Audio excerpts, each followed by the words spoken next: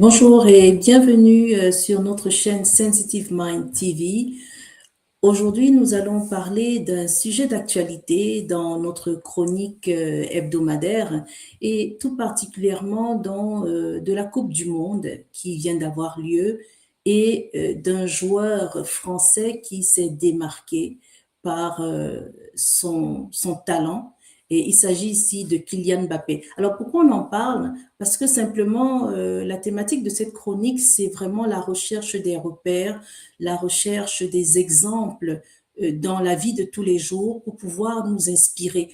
Nous avons de plus en plus ces difficultés dans le monde actuel, tellement nous sommes entourés de bruit et de personnes qui font du tapage qu'on ne sait plus exactement qui est-ce qu'on doit considérer comme un modèle, comme un repère. Et c'est important de pouvoir, à un moment donné, commencer à faire un peu plus attention aux personnes qui sont autour de nous pour pouvoir savoir si ce sont des personnes dont nous pouvons nous inspirer. Alors pour moi, cette semaine, après cette Coupe du Monde qui vient de s'achever avec un soulier d'or pour Kylian Mbappé, je trouve que c'est un exemple de résilience et de force mentale.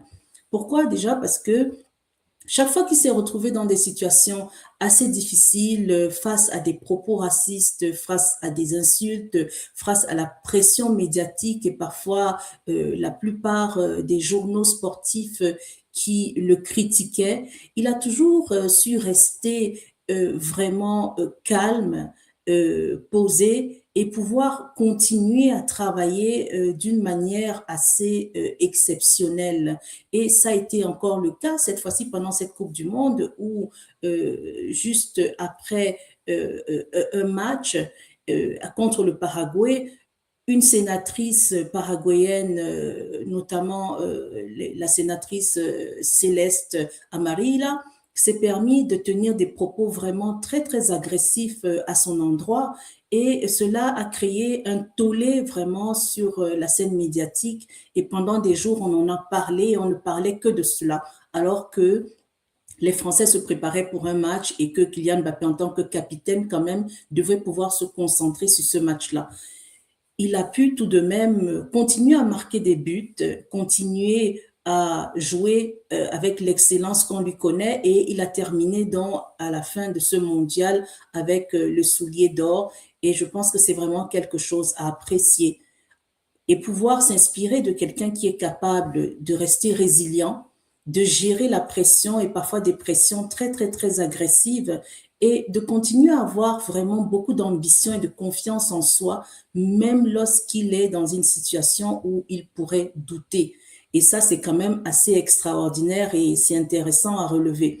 L'autre personne que je voudrais apprécier cette semaine, ça va être le président Obama qui vient d'inaugurer en juin dernier le Obama Presidential Center.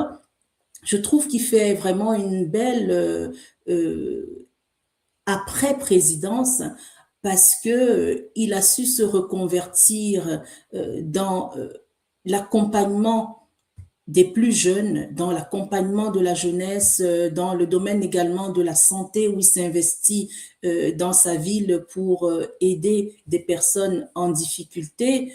Et ce Presidential Obama Center qui ouvre à Chicago, dont comprend un musée, une grande bibliothèque et également un projet éducatif pour la jeunesse notamment. Alors vraiment bravo, président Obama et vous restez une personne qui est une grande source d'inspiration pour les autres présidents d'ailleurs et également pour les personnes qui au quotidien recherchent des repères.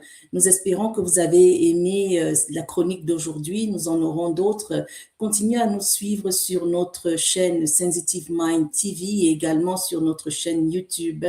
Nous vous retrouvons très bientôt.